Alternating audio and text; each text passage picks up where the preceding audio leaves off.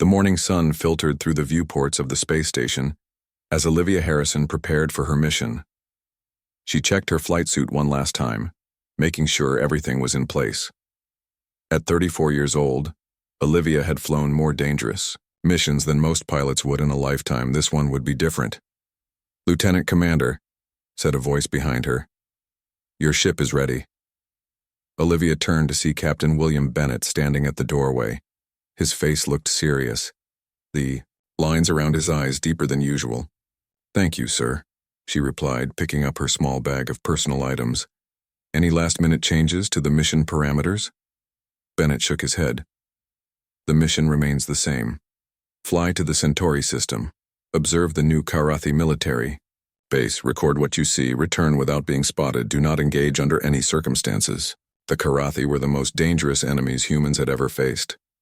The war had been going on for 23 years now. These insect-like aliens were smarter and had better technology than humans, and they never stopped coming. "Intelligence says they're building something big out there," Bennett continued, walking with Olivia toward the hangar bay. "Something that could change the course of this war. We need to know what it is." Olivia nodded. "The USS Vigilant is the best stealth ship we have. They won't see me coming." Bennett stopped at the entrance to the hangar. "Olivia," he said, dropping the formal tone, "I picked you for this mission because you're the best pilot we have. But if something goes wrong, your standing orders are to self-destruct rather than be captured. The Karathi cannot get their hands on our stealth technology." "I understand, sir," Olivia said. She had known this from the beginning. It was standard procedure for deep reconnaissance missions. The hangar was mostly empty except for the small, sleek shape of the USS Vigilant. Unlike the large battleships that made up most of the human fleet, the Vigilant was designed for one purpose: to move unseen through enemy space. Its dark hull absorbed light rather than reflected it, and its engines were specially designed to leave almost no heat signature. The ship's AI greeted her as she stepped aboard. "Good morning, Lieutenant Commander Harrison. All systems are operating at optimal capacity." "Thank you, Vigilant," Olivia replied, settling into the pilot's seat. Her hands moved across the controls with practiced ease, running through the pre-flight checks. "USS Vigilant, you are cleared for departure," came the voice of the station's flight controller. "Good hunting, Commander." The ship slipped out of the hangar and into open space. As soon as they were clear of the station, Olivia engaged the stealth systems. The ship seemed to fade slightly, becoming harder to see even with the naked eye. "Setting course for the Centauri system," she said. "Prepare for jump to faster than light speed." The stars blurred as the ship accelerated beyond the speed of light. Olivia settled in for the journey. It would take 3 days to reach the edge of the Centauri system, even at maximum speed. She spent the time studying the latest intelligence reports about Karathi activities in the area. The reports were concerning. The aliens had been moving large amounts of materials and personnel to this new base over the past 6 months. Whatever they were building, it was big. On the 3rd day, the Vigilant dropped out of faster-than-light travel at the edge of the Centauri system. From here, Olivia would have to navigate carefully to avoid detection. "Stealth systems at maximum," she ordered. "Passive sensors only." The system was busy with Karathi ships moving between planets and space stations. The Vigilant's computer tracked and predicted their movements, allowing Olivia to plot a course that would avoid all of them. It took another full day of careful flying to reach the 4th planet, where intelligence said the new Karathi base was located. When she finally saw it, Olivia understood why this mission was so important. The base was enormous, covering a large part of the planet's southern continent, but what caught her attention was the strange structure at its center. It looked like a massive dish pointed at the sky. "Vigilant, record everything," she whispered, as if the Karathi might hear her, despite the vacuum of space between them. "Run analysis on that central structure." "Analysis suggests it is a directed energy weapon of unprecedented size," the ship's AI replied after a moment. "Potentially capable of striking targets in other star systems." Olivia felt cold. If the Karathi had a weapon that could hit targets without warning from across interstellar space, the war was as good as lost. "We need to get this information back immediately," she said, already turning the ship around. "Plot the fastest safe course back to human space." Course plotted, the AI confirmed. Estimated return time, 4 days, 6 hours. They had almost reached the edge of the planet's sensor range when something changed. A warning light flashed on Olivia's console. "We are being scanned by an unknown type of sensor," the Vigilant reported. "Stealth systems are not blocking it." Olivia's heart raced. "Evasive maneuvers, maximum speed." The ship responded instantly, accelerating away from the planet. But it was already too late. On her screens, Olivia could see Karathi interceptors launching from the planet's surface. "They're fast," she muttered, watching the enemy ships rapidly gaining on her. The Vigilant was built for stealth, not speed. "We cannot outrun them," the AI confirmed. "Interceptors will be in weapons range in 3 minutes." Olivia made a quick decision. "Send a compressed data burst to fleet headquarters. Everything we recorded about the base and that weapon." "Transmitting," the AI confirmed. "Warning. Transmission may be detected by enemy forces." "Doesn't matter now," Olivia said grimly. "They already know we're here." The data transmission took 30 seconds to complete. By then, the first shots from the Karathi ships were flashing past the Vigilant. "Data successfully transmitted," the AI reported. A blast rocked the ship, disabling its engines. The Karathi didn't want to destroy her. They wanted to capture the ship. Olivia knew what she had to do. "Vigilant, initiate self-destruct sequence. Authorization Harrison Alpha 70. Self-destruct sequence initiated. 30 seconds to detonation." The Karathi ships were closing in, preparing to capture the Vigilant with tractor beams.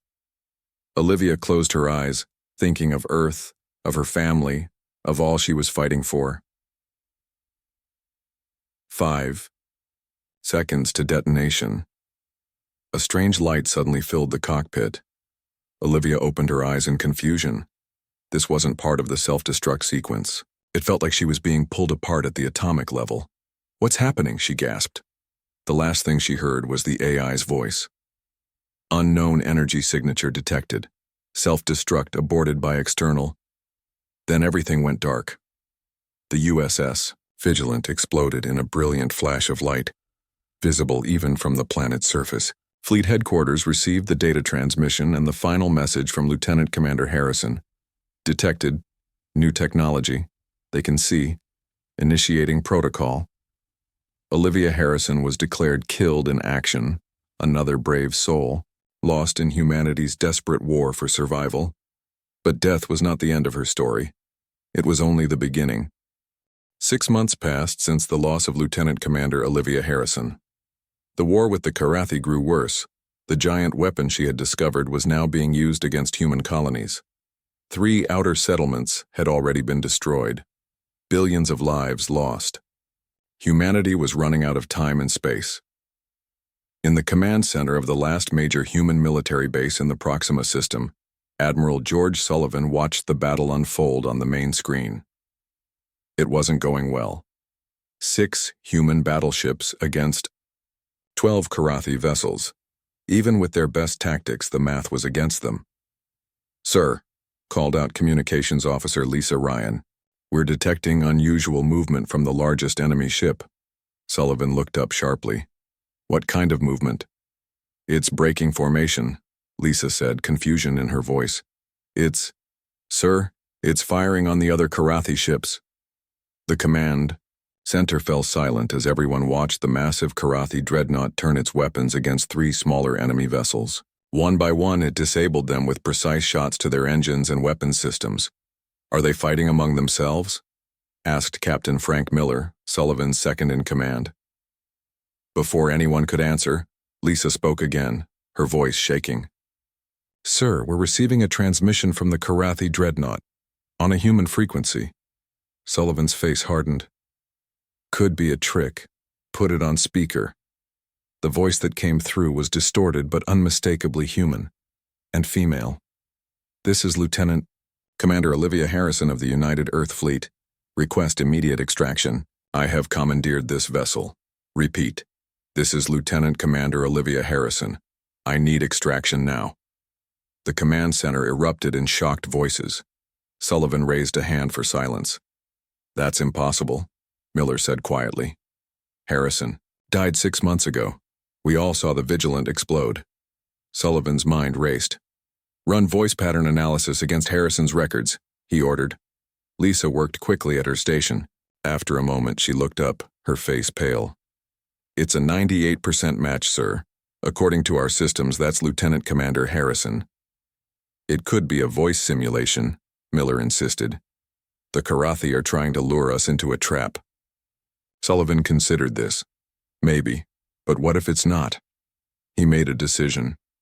Prepare an extraction team, small and heavily armed.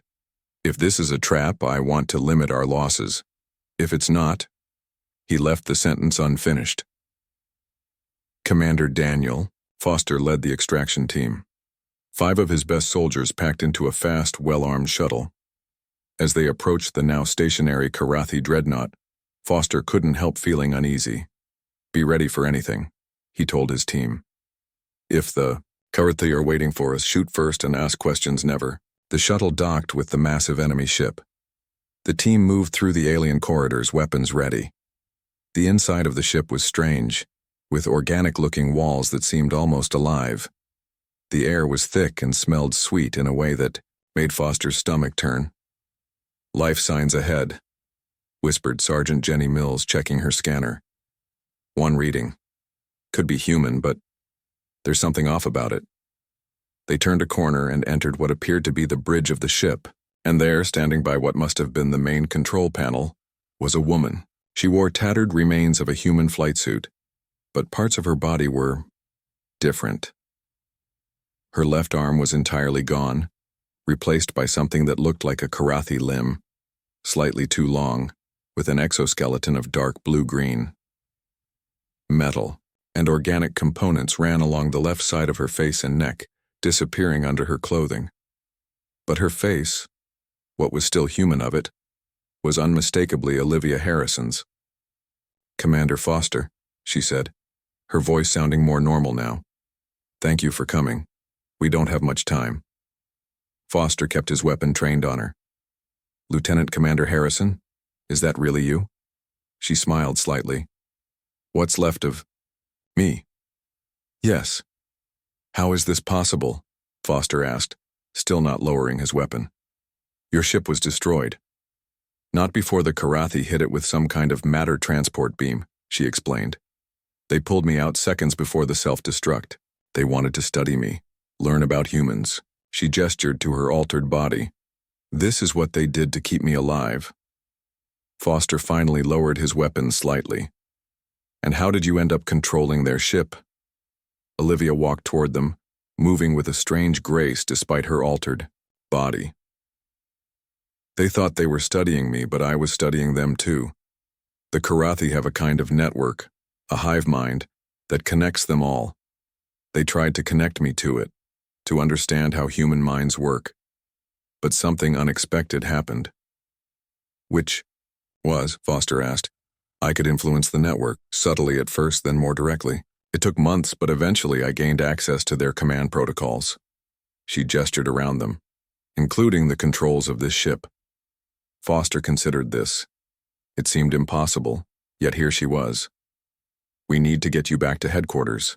Admiral Sullivan will want to debrief you himself. Olivia nodded. There's something else you should know.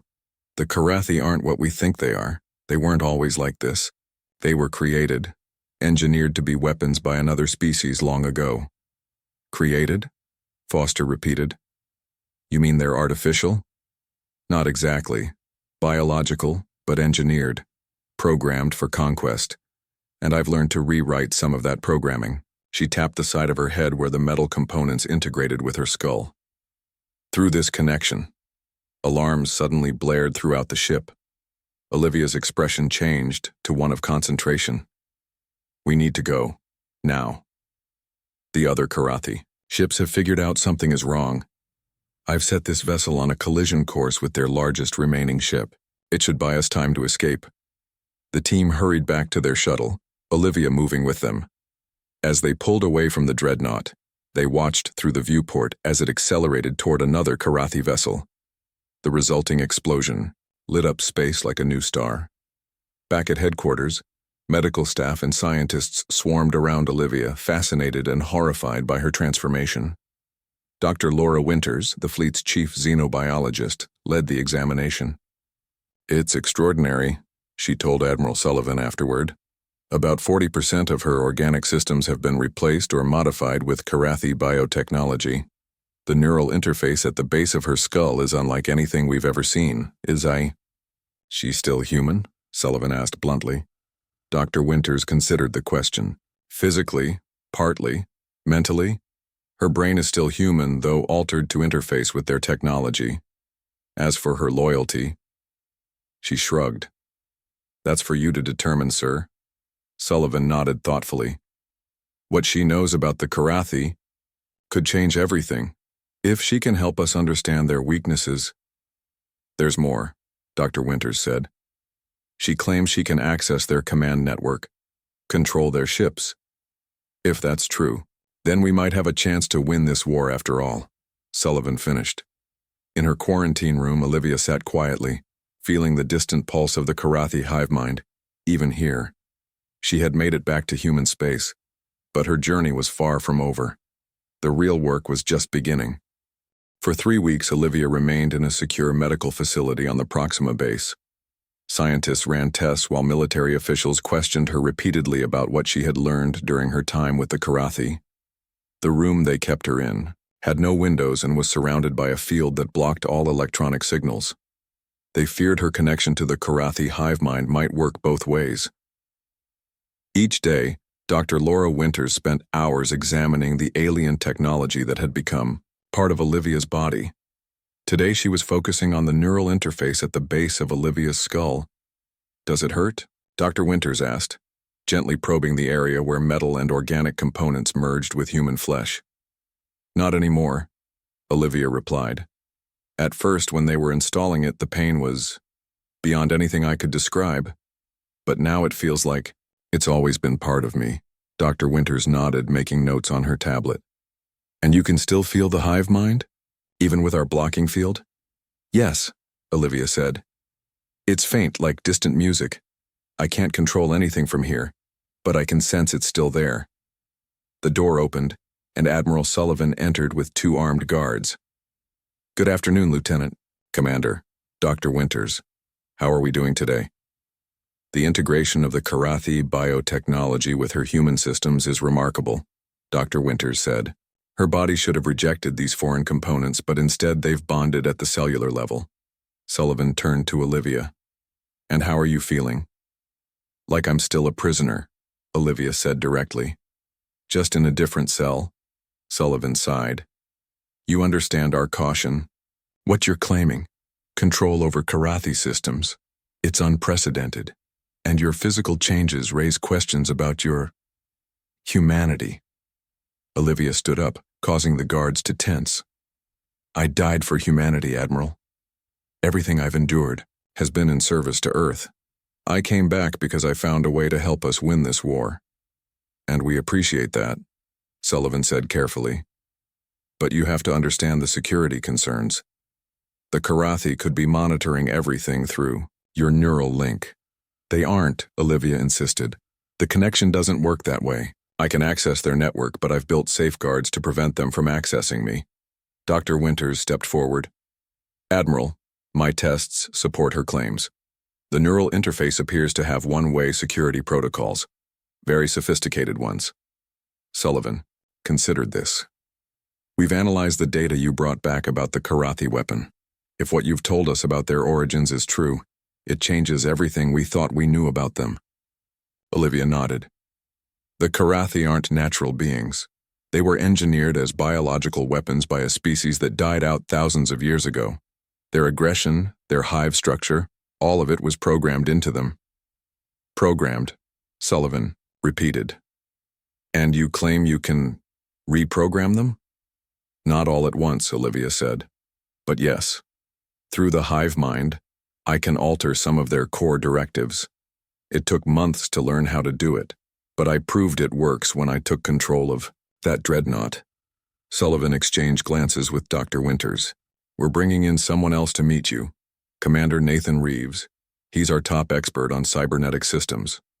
If what you're saying is true, he might be able to help enhance your connection. Later that day, Commander Reeves arrived. He was a tall man with artificial eyes that glowed faintly blue. He had lost his natural eyes in an early battle with the Karathi and had devoted his life to understanding and improving human-machine interfaces. Fascinating, he said after examining Olivia's neural interface. This is far beyond our technology. The way it integrates with your nervous system, it's like they designed it specifically for human biology. They did, Olivia said. They've been studying humans for years. That's why they kept me alive. I wasn't the first, just the first who managed to turn their technology against them. And you believe you can use this connection to disrupt their entire command structure? Reeves asked. With the right equipment, yes, Olivia said. Their entire species operates on predetermined patterns. Change those patterns, and you change the Karathi. Admiral Sullivan, who had been listening quietly, finally spoke. We're running out of options. The Karathi weapon has already destroyed 3 colonies. Our projections show they'll reach Earth within a year. I have a plan, Olivia said. But I'll need access to your systems and a team I can trust. Sullivan was silent for a long moment, weighing the risk against the desperate situation humanity faced. Very well. Commander Reeves will work with you, along with a small team of our best people, but you'll be monitored at all times. There's something else you should know, Olivia said. When I accessed the Karathi records, I learned that they aren't just fighting us. They're running from something. Running? From what? Sullivan asked. They don't know exactly. Their records mention signals from the edge of the galaxy, something that frightens even them. Whatever created the Karathi might be returning. This new information changed everything. Over the next week, Olivia worked with Commander Reeves and a team of specialists to design an interface that would amplify her connection to the Karathi hive mind. Dr. Winters monitored Olivia's health, concerned about the strain on her partly human body. The plan is risky, Olivia explained to Sullivan in the command center. A holographic map showed the location of the main Karathi control node in the Centauri system, the same installation where she had been captured 6 months ago. We'll insert a small team, she continued. Using my connection, we can temporarily blind their sensors to our approach. Once inside, I can access their main command node and introduce a cascade failure that will disrupt communications across their entire fleet. How long will the disruption last? Sullivan asked. Hours, maybe a day, Olivia said. Enough time for your fleet to launch a coordinated attack across multiple systems. Sullivan studied the plan. And you're confident you can do this without alerting them to your presence? No, Olivia admitted. They'll know something is wrong eventually. That's why we need a small, fast team that can get in and out quickly. The next day, Sullivan announced his decision to the senior staff. We're moving forward with Operation Blackout. Lieutenant Commander Harrison will lead a team consisting of Commander Reeves, Lieutenant Catherine Wilson for tactical support, and Sergeant Simon Carter for security. Not everyone was happy with the decision. Captain Miller pulled Sullivan aside after the meeting. With all due respect, sir, we're putting the fate of humanity in the hands of someone who's part Karathi, Miller said. How do we know this isn't an elaborate trap? We don't, Sullivan admitted. But our conventional tactics aren't working. We've lost nearly half our fleet in 6 months. Sometimes you have to take a risk to win a war. As the team prepared for their mission, Olivia spent time alone in her quarters, feeling the distant pulse of the Karathi hive mind. Deep within it, she sensed confusion. Some individual Karathi soldiers and workers beginning to question the directives that had guided them for millennia. Change was coming, but first, they had to survive what would likely be the most dangerous mission in the history of the human Karathi War. A mission back to the very place where Olivia Harrison had died alone in enemy lands. The stealth ship slipped through space, its advanced cloaking technology hiding it from most sensors. Inside, Olivia Harrison sat in a special chair designed by Commander Reeves. Wires connected the neural interface in her skull to the ship's systems, allowing her to reach out to the Karathi hive mind even from this distance. We're approaching the edge of the Centauri system, Lieutenant Catherine Wilson said from the pilot's seat. Her eyes were fixed on the controls, hands steady despite the danger of their mission. Standard Karathi patrols are following expected patterns. Olivia nodded, her eyes closed as she concentrated. I can feel them. Thousands of minds connected to the network. They don't know we're here. Not yet. Commander Reeves monitored Olivia's vital signs on a screen next to her. Your heart rate is elevated. Are you sure you're ready for deeper connection? We don't have a choice, Olivia replied. I need to access their sensor network before we get closer to the planet. She took a deep breath and let her consciousness sink deeper into the hive mind. It was like diving into a vast ocean filled with countless voices, all speaking at once. The trick was not to listen to any single voice, but to feel the currents that directed them all. There, she said after several tense minutes. I've created a blind spot in their sensor network. It will follow our ship as we move. As long as I maintain the connection, they won't see us.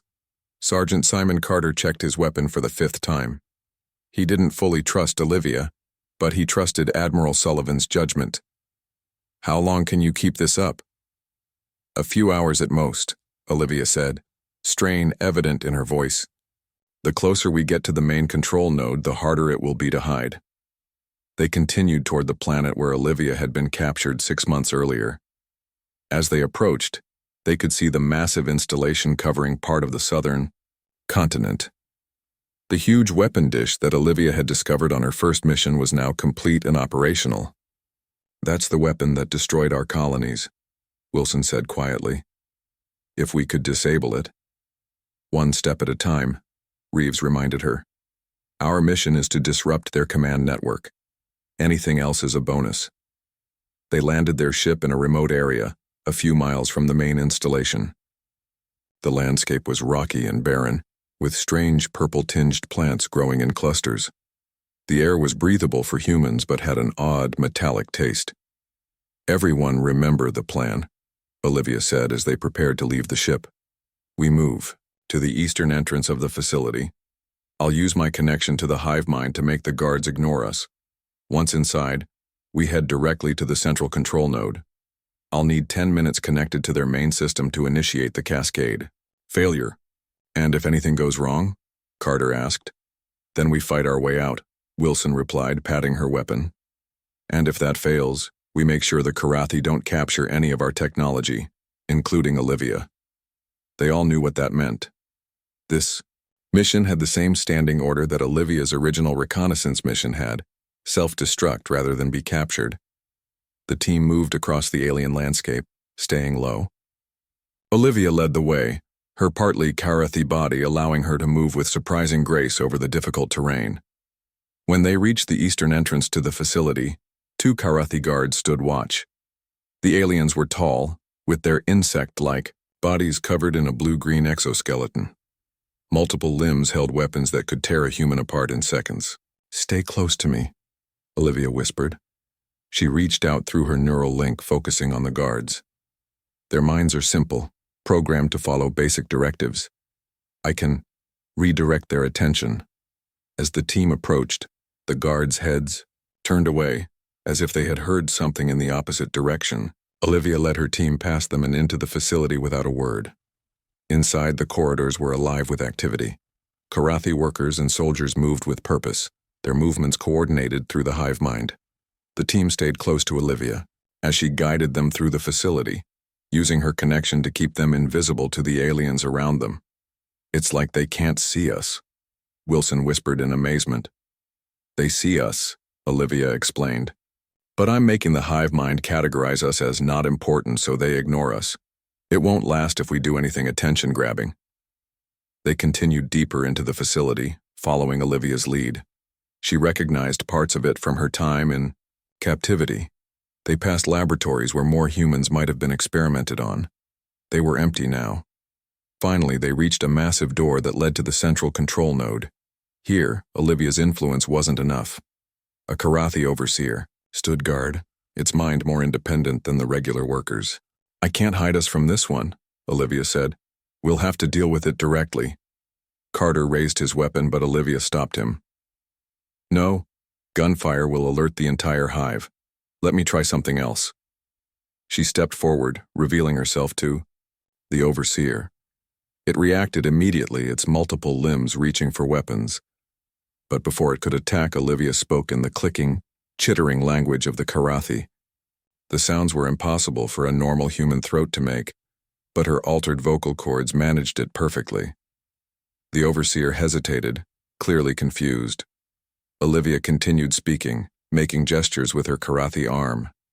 The alien responded, its movements becoming less threatening. "What's happening?" Reeves whispered to Wilson. "I think she's talking to it," Wilson replied. After a tense minute, the overseer stepped aside, allowing them access to the door. Once they were past, Olivia explained, "I told it I was bringing special subjects for experimentation. Its mind is more independent but still bound by the directives of the hive mind. It recognized my Karathi parts and assumed I had authority." The central control node was a vast chamber filled with organic-looking technology. Pulsing lights ran through what appeared to be veins in the walls and floor. At the center was a structure like a giant brain, with countless connections running to and from it. "This is it," Olivia said. "The physical hub of the hive mind for this sector. Give me 10 minutes connected to this and I can disrupt their entire command structure." Reeves helped her connect her neural interface to the alien system. As soon as the connection was made, Olivia gasped. Her body went rigid, eyes rolling, back in her head. "Olivia!" Wilson moved to disconnect her, but Reeves stopped her. "Wait. This is normal. Her mind is entering the system at a deeper level than before. We need to guard her while she works." Carter took up position by the door, while Reeves monitored Olivia's vital signs. They were dangerously elevated but stable. Minutes passed in tense silence. Suddenly, alarms began to sound throughout the facility. The organic walls pulsed with red light. "They've detected the intrusion," Reeves said. "We're out of time." "She needs more time," Wilson argued. "She's not done yet." Carter fired his weapon at 2 Karathi soldiers who appeared at the door. "Whatever she's doing, she needs to do it faster." Inside the hive mind, Olivia battled against the collective will of the Karathi. It was like swimming against a powerful current. She pushed deeper, searching for the core directives that controlled the species. There, she found them. Ancient commands written by a long-dead race, driving the Karathi to expand and conquer without end. She began to rewrite them, using the knowledge she had gained during her captivity. It was delicate work, changing just enough to disrupt without destroying. She was so focused that she barely noticed when a Karathi weapon blast hit Commander Reeves. "Nathan!" Wilson cried, rushing to help him. The blast had torn through his chest, destroying vital organs. He was dying. Olivia pulled part of her consciousness back to reality, seeing the chaos around her. Carter was holding off more Karathi at the door, but they were being overwhelmed. Reeves lay on the floor, blood pooling beneath him. She made a split-second decision. Still connected to the hive mind, she reached out and touched Reeves with her Karathi arm.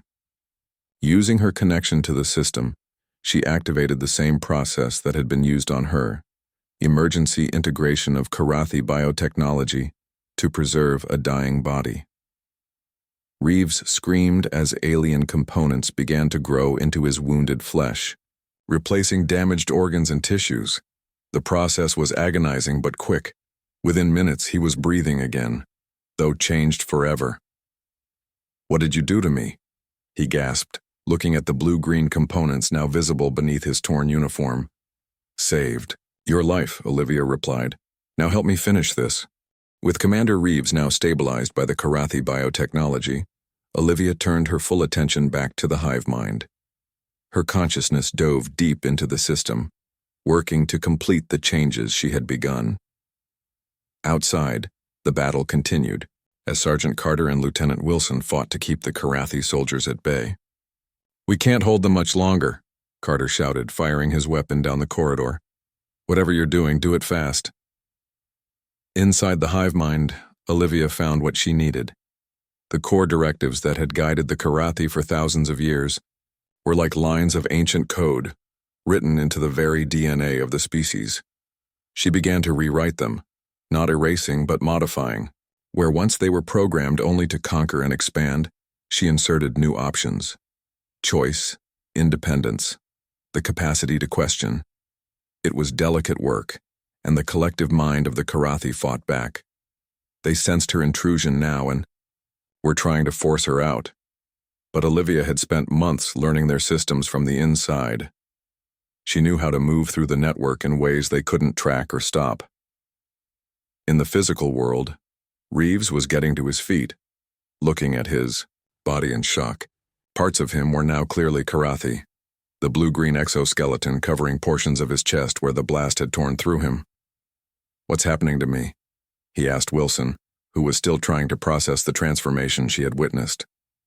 "Olivia saved you," she replied, keeping her weapon trained on the door. "The same way the Karathi saved her. You're integrated with their technology now."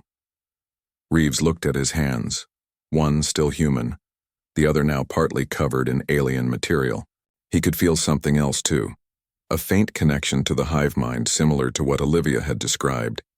"I can feel it," he said in wonder. "The network, it's like background noise. Can you help her?" Wilson asked urgently. "Carter can't hold them off much longer."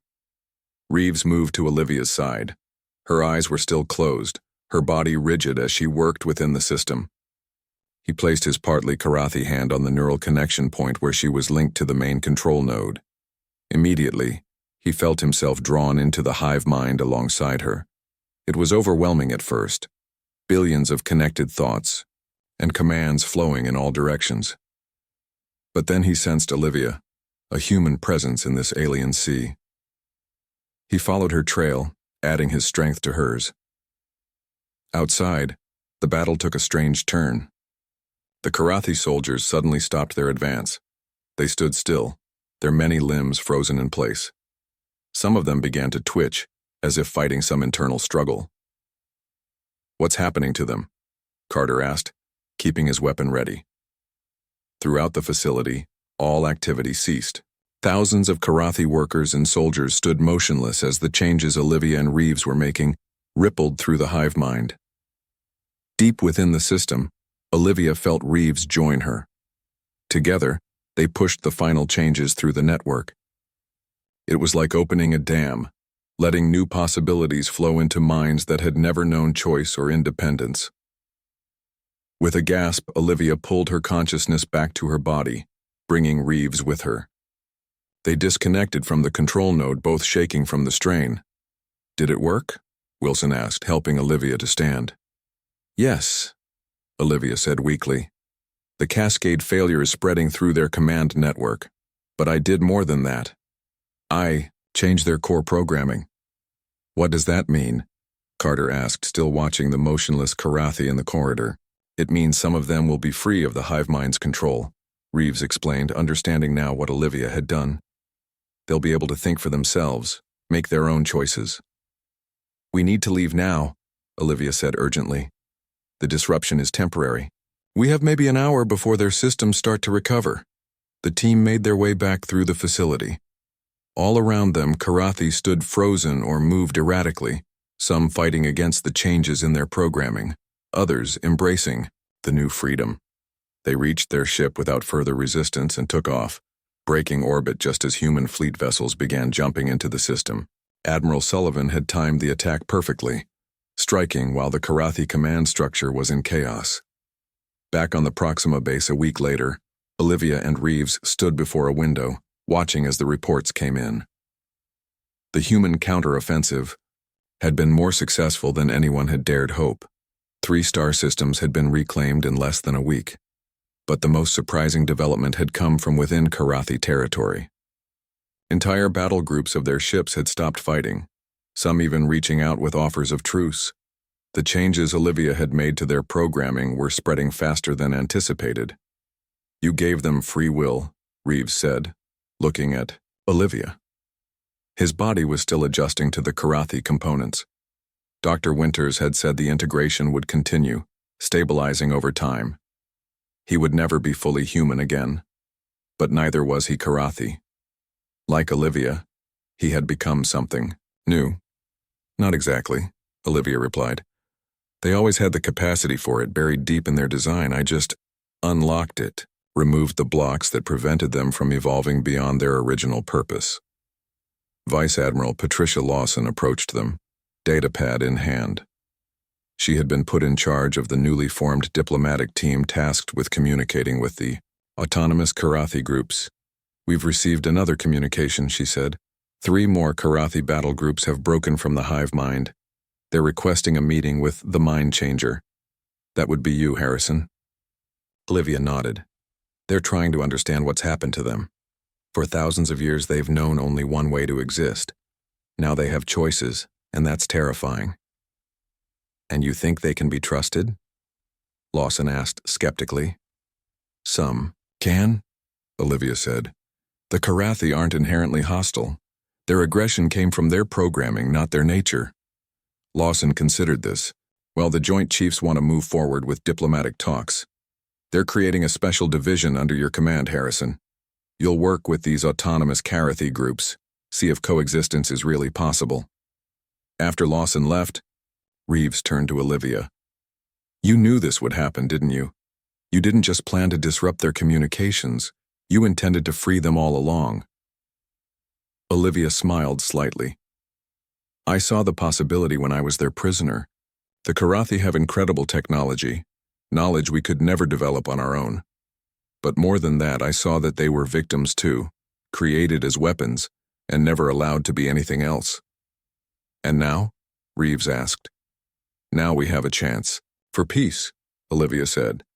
But there's something else. Something the Karathi have been running from. Their records mention signals from the edge of the galaxy. I think whatever created them might not be as extinct as they believed. A month later, Olivia stood on the bridge of the newly commissioned USS Horizon, a hybrid vessel incorporating both human and Karathi technology. Around her, a crew of both species worked together, a sight that would have been unimaginable just months earlier. The ship was preparing for its first mission, to investigate the mysterious signals that had the autonomous Karathi so concerned. Whatever was out there, Olivia believed that only by working together could humans and Karathi hope to face it. Commander Reeves, now her second-in-command, joined her at the view screen.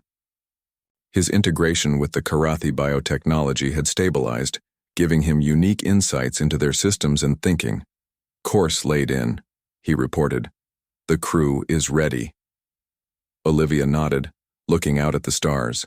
6 months ago, she had died alone in enemy lands. Now she was returning to space with former enemies following her commands, united against a potentially greater threat. Take us out, Commander, she said. Let's see what's waiting for us out there. As the Horizon moved away from the station, Olivia thought about the journey that had brought her here. The pain, the transformation, the battles, all of it had led to this moment. She had returned from death not just as a survivor, but as a bridge between 2 species that had once been locked in a war of extinction. Whatever came next, they would face it together. No longer enemies, but allies. No longer alone.